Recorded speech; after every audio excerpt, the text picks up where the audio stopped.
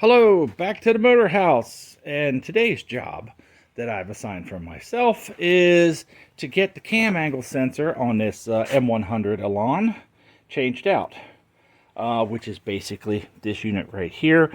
One bolt should come out, goes back in, it's setting it up, and there is an adjustment for timing here. What I have done already, I took the cover off, I made a witness mark as to where it is with this sensor, and I know where this sensor is, and a witness mark, you probably will see it through, as to where the point is on the adjustment. So when I put the new one back on, I'll know exactly kind of the starting point before I make timing adjustments. It's a good replacing one for one. Now I asked on some groups pardon me, about tips. If anybody had done this before, I know other people have done this, and there's no video on it. And if there was a video, I'd have watched it, and then I would figure I shouldn't make one because somebody's done a video out there. So I'm going to include this in my list of repairs on my channel. Yesterday I did a full oil change on it, and in yesterday's earlier today, I finished up the Elite after getting the cars back together, checked no leaks, put the airbox back on, running, everything's fine. The Esprit is ready to go. As soon as the M100 is done, I then focus on the Europa. It's still in its basic winter storage. It's got to get dusted off and get running. Some more prep that I'm doing before I get started is this is the brand new one, and I believe it's this that's worn, which is allowing some we'll say play in there, which is changing my readings as I drive. My timing light is hooked up. Now I can say I have I do not know where to get 12 volts up here. So I basically set up a battery charger and get my 12 volts. An old style battery charger lets you do that. The new ones aren't as good as that. I'll be sighting the timing through here because it's easier to see there than looking down through the middle. Laptop is set up in order to connect in and make sure everything's going well with the lawn scan. And that's the preps that I'm doing to get this done. I have verified the timing because I wanted to make sure that it was basically in time and everything was good. If you see that little white mark, that's the mark on the crank. Finding it doesn't show much. It's a tiny little V, and there's nothing around it. You would think thered be a better mark on it, but there isn't. Now, if I go down, you can see the scale there. The far right pink is 0, and then to the left it counts up. Okay.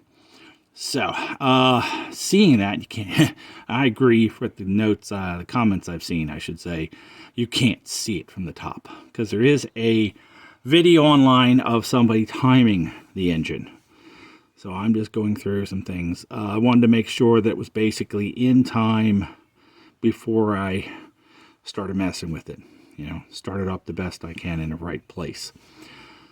Then at least you're going back to the right place. That's my opinion. Okay, so these are the preliminary things I'm doing. It was no fun finding that little notch. I thought it would be on the face or on the back because it's a two pulley setup there, and I thought it might be on the back closer to the thing, but it's in the middle of that pulley. Okay, time to move up. The new one, the old one. Okay. And the new one I got from SJ. So, sorry for the shake. All right, now the internal little pickup there, that tab, is about in the same place on both of them. So, flip them up. I gotta show you something. If you notice now, these are offset. These tabs are offset to one side. Now, this new one is offset 180 degrees out of the old one. That's interesting. How did that happen? Is there a problem here? Is there something I need to consider? Was it put together wrong? Is the card wrong? I don't know. But, next step. Well, I needed to make a decision. And I put the old one back on.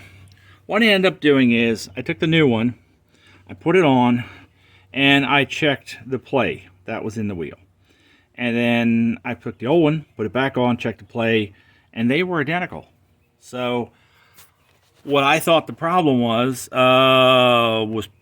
wearing that. That's not it. So the problem is something else. And what it is falls flat on its face.